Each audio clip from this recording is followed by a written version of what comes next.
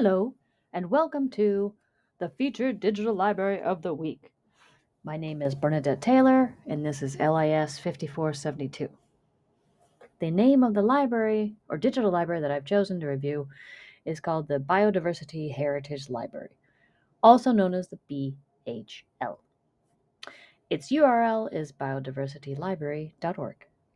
The mission statement is to improve research methodology by collectively making biodiversity literature openly available to the world as part of a global biodiversity community. AKA, all research is free. On initial look at the place, you'll see it's very similar to the FSU library. And again, it's free. So, what type of user community is this for? Their website boasts that they include zoologists, botanists, ecologists, all the way down to amateur scientists and hobbyists. But I'm comfortable enough also saying that it could be grade school kids, high school, undergrad, specialists. They have it set up in a way where if you just want to have people learn something about a creature or about an ecosystem, you can do it here for free. So, who are their stakeholders? Well, the BHL is majorly supported and hosted by the Smithsonian, but they also get funding from member donations as well as grants. Who operates the DHL or the DL? One very cool thing about this website is they are extremely transparent. So you go to the FAQ. Oh, I'm sorry. You go to the About, and then you go to Staff. So an organization like this isn't just run by one person, it has an administrative staff, a technical staff,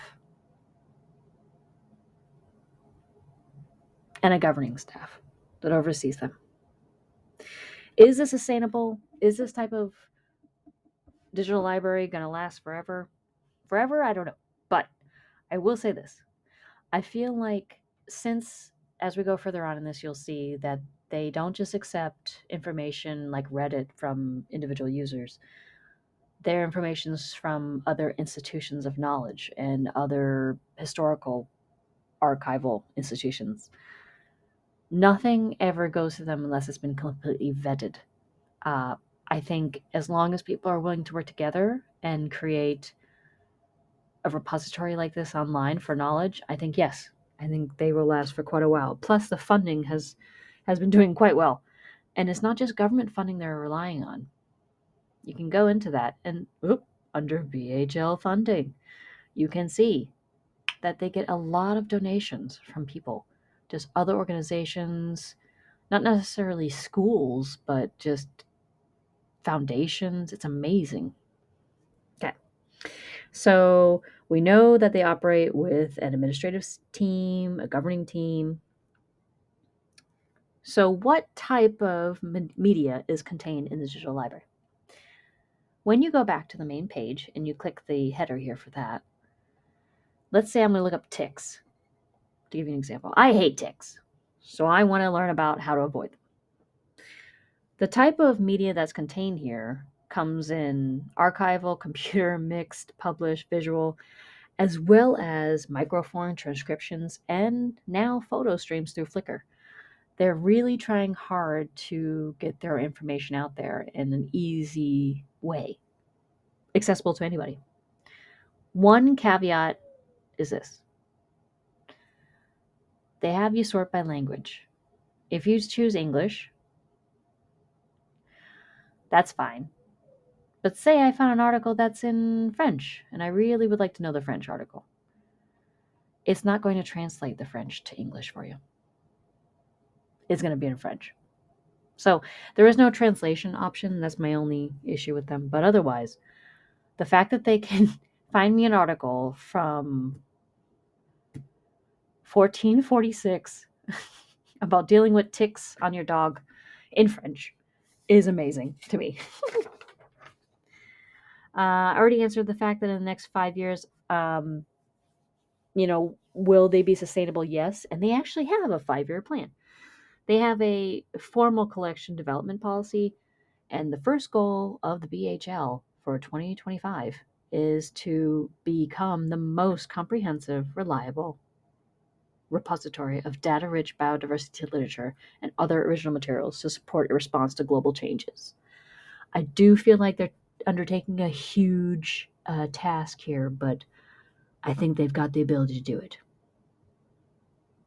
One thing I do want to point out is that they do have a development policy requirement.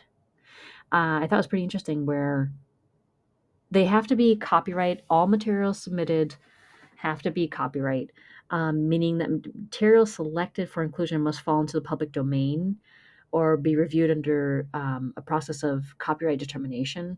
Like they are definitely dotting the I's and crossing their T's on anything that they uh, absorb into their catalog.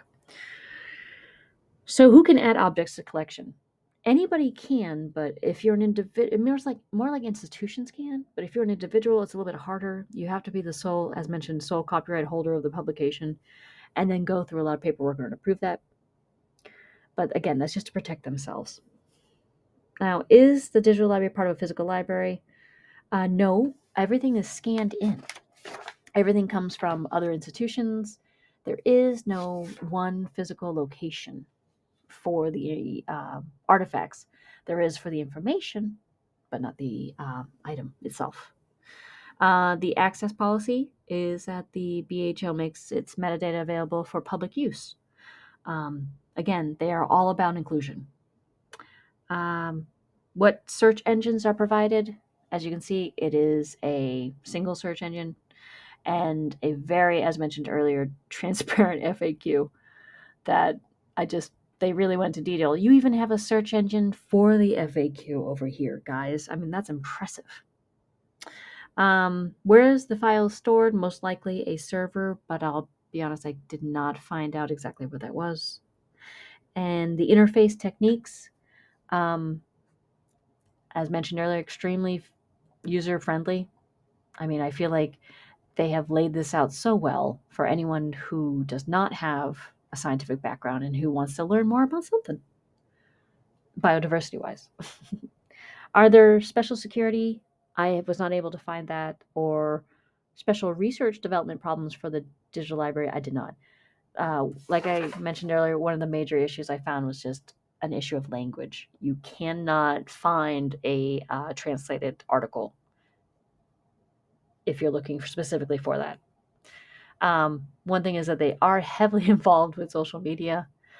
I think it's very progressive of a site like this because I feel like it's got a lot of information that's not mm, it's not publicly hot right now. You know, people aren't going to go here. But the fact that they do make it easy and accessible and free, I think says a lot.